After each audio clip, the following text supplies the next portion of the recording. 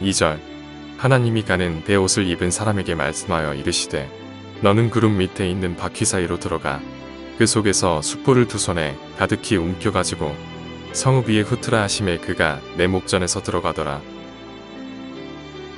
17절 그들이 서면 이들도 서고 그들이 올라가면 이들도 함께 올라가니 이는 생물의 영이 바퀴 가운데에 있음이더라.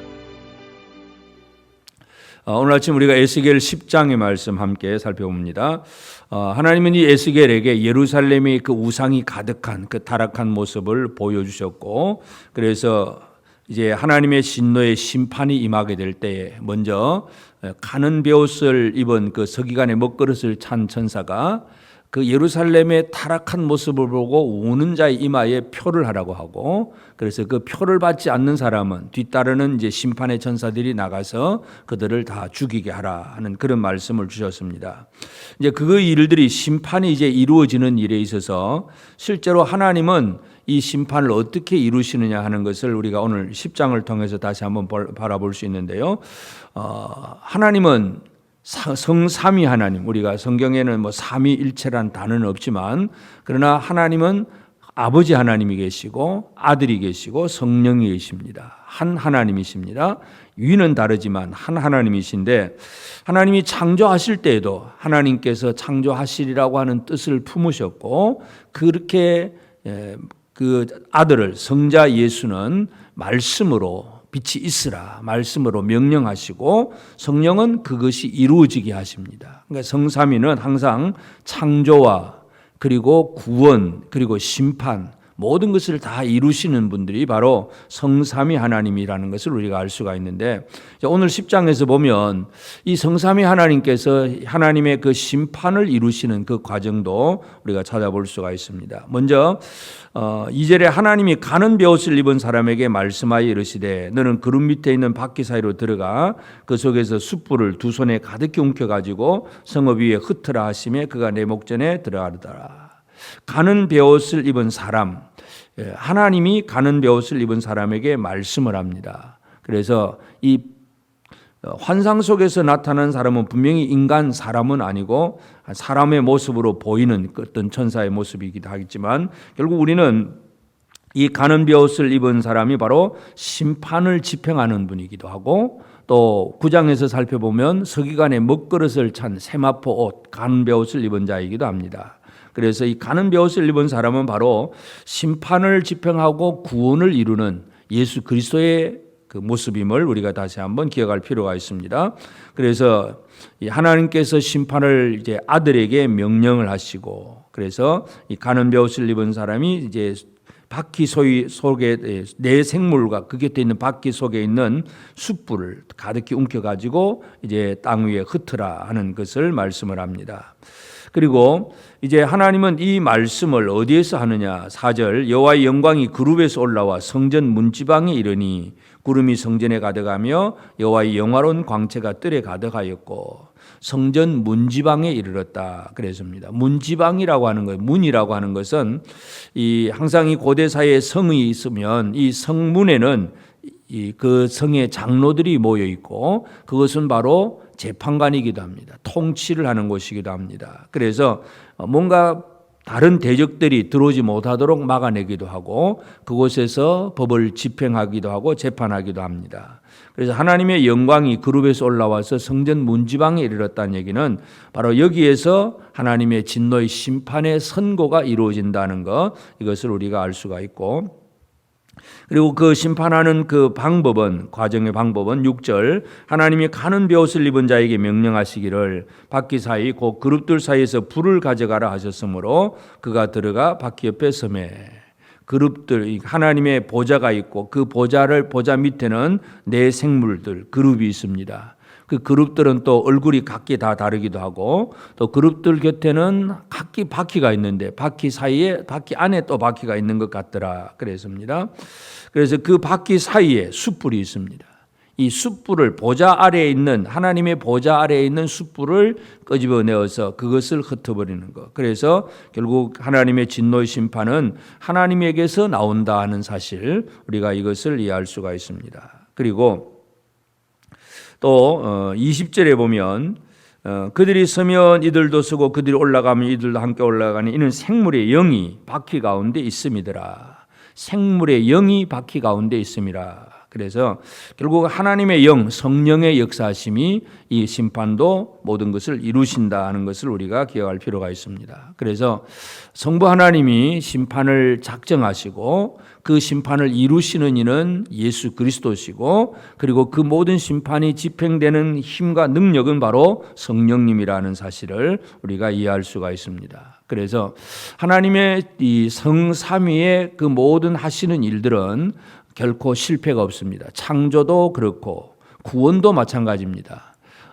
인간을 구원하는 일에 있어서도 사도 바울이 에베소서를 쓰면서 에베소 1장에는 성부 하나님이 창세전에 우리를 선택하시고 예정하시고 우리를 양자 삼으시고, 그러면 그 선택한 자를 위해서 아들은 십자가에 달려 죽으시고, 그리고 성령님은 그 예수를 믿게 하시고 인을 쳐주시고, 그래서 성삼위의 구원은 창조와 구원과 또 심판 모든 것이 성삼위 하나님의 사역이라고 하는 사실, 우리가 이것을 분명히 이해할 수가 있습니다. 그리고 특별히 이제 보좌 아래 네 생물이 있고 그 네 생물은 옆에 각기 바퀴가 있고, 이 바퀴라고 하는 것은 구르는 것이다 그렇게 이름을 했는데, 도는 것이라고 했는데, 이 돈다는 얘기는 빨리 갈 수 있는 신속함을 얘기합니다.